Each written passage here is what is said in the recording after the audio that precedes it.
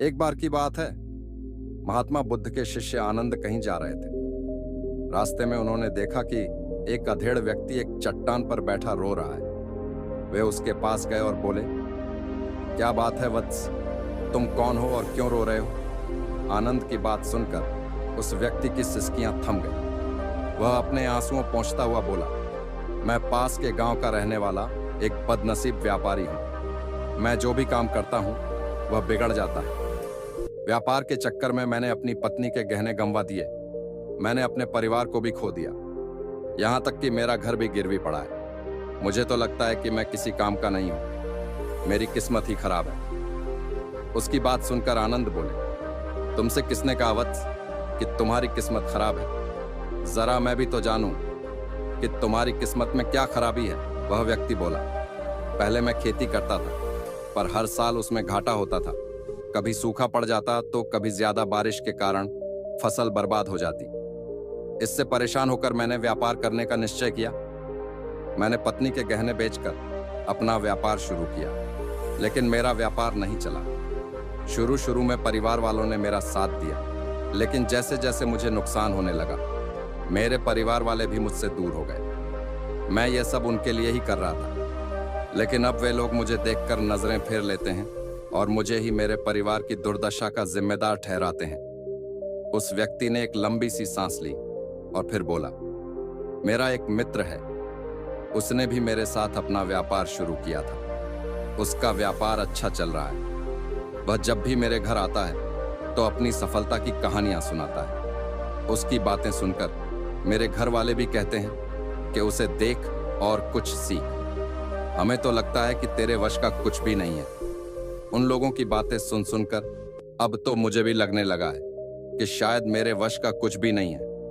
अब तो मुझे अपना जीवन ही व्यर्थ लगने लगा है। मेरे मन में ख्याल आता है कि अपना जीवन समाप्त कर लूं। मैं यहाँ आया भी इसी इरादे से था, लेकिन हिम्मत नहीं कर पाया। इसीलिए यहाँ एकांत में बैठा विलाप कर रहा था। आनंद बोले, ओह, तो ये बात है।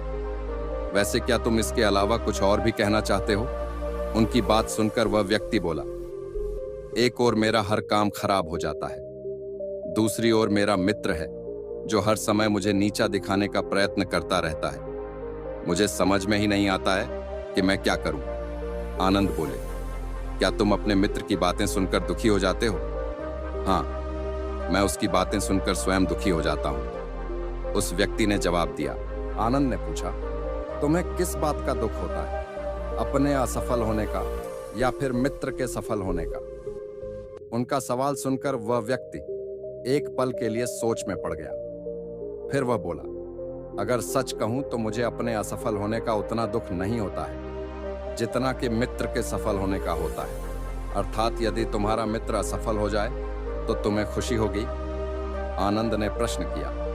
वह व्यक्ति बोला, हाँ, मुझे बहुत खुशी होगी। इसका मतलब है कि तुम्हारी खुशी तुम्हारे मित्र पर निर्भर है। आनंद बोले, अगर वह चाहे तो तुम्हें खुश कर सकता है, और अगर वह चाहे तो तुम्हें दुखी कर सकता है। तुम स्वयं से न तो खुश हो सकते हो और न ही दुखी हो सकते हो। अर्थात तुम अपने मित्र के गुलाम हो गए हो, इसलिए तुम्हारा कुछ नहीं हो सकता। ऐसा न कहे महात्मन। उस व्यक्ति ने हाथ जोड़ दिया। आपकी बातें सुनकर मुझे कुछ आशा बंध रही है।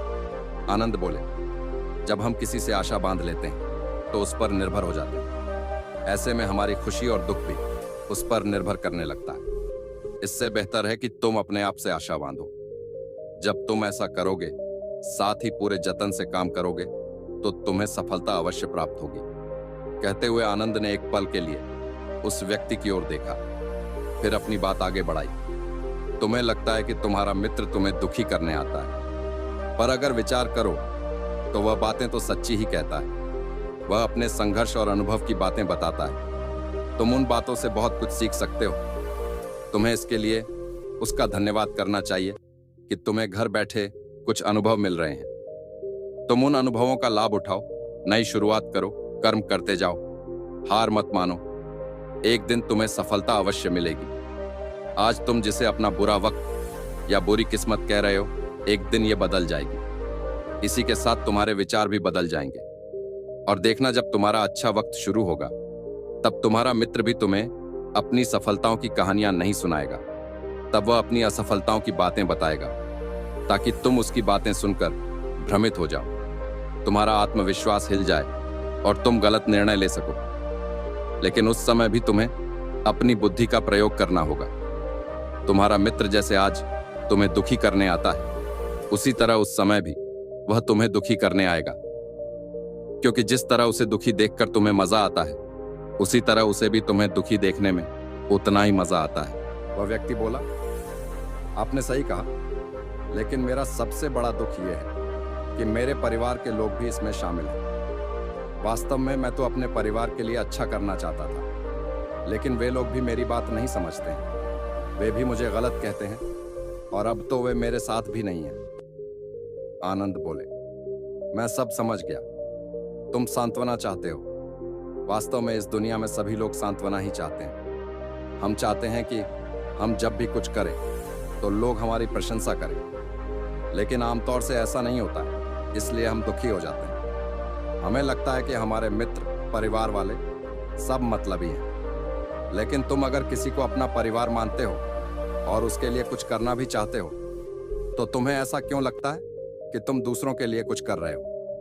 वास्तव में तुम अपनी खुशी के लिए कर रहे हो। इसलिए परिवार के लिए कुछ करना वास्तव में अपने लिए ही करना होता है। लेकिन अगर ऐसा करते समय तुम्हें लगता है कि तुम दूसरों के लिए कर रहे हो, तो तुम दुखी रहोगे। और अगर तुम्हें लगता है कि तुम अपने लिए कर रहे हो, तो तुम खुश रहोगे, क्योंकि जब तुम अपने लिए कुछ अच्छा करते हो या करना चाहते हो, तब तुम्हें सांत्वना की जरूरत नहीं पड़ती है। आनंद की बातें सुनकर उस व्यक्ति के चेहरे के भाव बदल गए। वह बोला, आप सही कह रहे हैं, मैं समझ गया हूं। अब तक मेरी किस्मत खराब इसलिए थी क्योंकि वह दूसरों के हाथ में थी। अब मैं अपनी किस्मत को अपने हाथ में रखूंगा। मैं फिर से प्रयत्न करूंगा, पूरे मन से काम करूंगा, और जब तक सफलता नहीं मिल जाती, चैन से नहीं बैठूंगा। उस व्यक्ति की बात सुनकर आनंद मुस्कुराए और उसे एक छोटी सी डिबिया देते हुए बोले, इस डिबिया को हमेशा अपने पास रखना। इसमें एक ऐसा राज है जो तुम्हें बड़े से बड़े दुख से भी बाहर निकाल लेगा। लेकिन इसे तभी खोलना जब तुम्हारे जीवन में कोई रास्ता न सुझाई दे और तुम्हें लगे कि सब व्यर्थ है, यह दुनिया व्यर्थ है और यहां रहना भी व्यर्थ है। उस व्यक्ति ने आनंद को धन्यवाद दिया और डिबिया को लेकर चला गया। उसने नए उत्साह के साथ फिर से अपना व्यापार आरंभ किया। उसका व्यापार चल निकला। अपनी मेहनत और लगन के बल पर वह एक बड़ा व्यापारी बन गया। परिवार वाले भी उसके साथ आ गए और उसका जीवन हंसी खुशी बीतने लगा। अब वह भूतकाल का रोना छोड़ चुका था। वह भविष्य काल की भी चिंता नहीं करता था, बस अपने वर्तमान को संवारने में लगा रहता था। और जो कुछ भी वह करता था, वह अपने लिए करता था, अपनों के लिए करता था। इसलिए वह प्रसन्न था। उसके जीवन में अब कोई दुख नहीं था।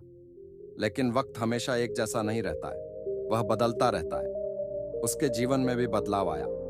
एक दिन उसके राज्य पर पड़ोसी राजा ने चढ़ाई कर दी। उसने इस राज्य पर अपना कब्जा कर लिया। उसके सैनिकों ने चारों ओर लूटमार मचा दी। उन्होंने व्यापारी का सारा धन लूट लिया। उसके घर में आग लगा दी। जान बचाने के लिए उसे अपने परिवार के साथ वहां से भागना पड़ा। वह व्यक्ति अपने परिवार के साथ कई दिनों तक इधर उधर भटकता रहा। वह दाने दाने को मोहताज हो गया। उसका बच्चा बीमार हो गया। इलाज के अभाव में वह तड़पने लगा। यह देखकर उसका हृदय चीत्कार कर उठा। वह कैसे अपने बच्चे का इलाज कराए? उसके पास तो खाने के लिए भी पैसे नहीं थे। ऐसे में उसे एक बार फिर निराशा ने घेर लिया। उसे लगने लगा कि उसका जीवन व्यर्थ है, सारी दुनिया व्यर्थ है, किसी भी बात का कोई मतलब नहीं है। भले ही आप जीवन में कितना भी कुछ कर लो, कितनी भी सफलता हासिल कर लो, पर अंततः यह जीवन समाप्त ही होता है। तो फिर ऐसे में जीवित रहने का क्या फायदा? इससे तो अच्छा है कि वह अपना जीवन समाप्त कर ले। लेकिन तभी उसके दिमाग में आनंद की दी हुई डिबिया कौंध उठी। उसने उत्सुकता के साथ उसे खोला। डिबिया के भीतर एक पर्ची रखी हुई थी। पर्ची पर कुछ लिखा हुआ था। उसे पढ़कर उसकी आंखों के आगे छाया निराशा का अंधेरा छंट गया और वह मुस्कुरा पड़ा। पर्ची पर लिखा हुआ था, यह समय भी बीत जाएगा, उसने डिबिया को अपनी मुट्ठी में भींच लिया और एक नई शुरुआत के लिए उठ खड़ा हुआ। दोस्तों, अगर आप भी ऐसी ही परिस्थिति से गुजर रहे हैं तो निराश ना हो। अपने अतीत पर शोक मत करें, न ही भविष्य की चिंता करें। अपने वर्तमान को जिएं और उसे बेहतर बनाने के लिए सच्चे मन से प्रयत्न करें। यकीन जानें, जल्दी ही आपकी किस्मत भी बदलने वाली है।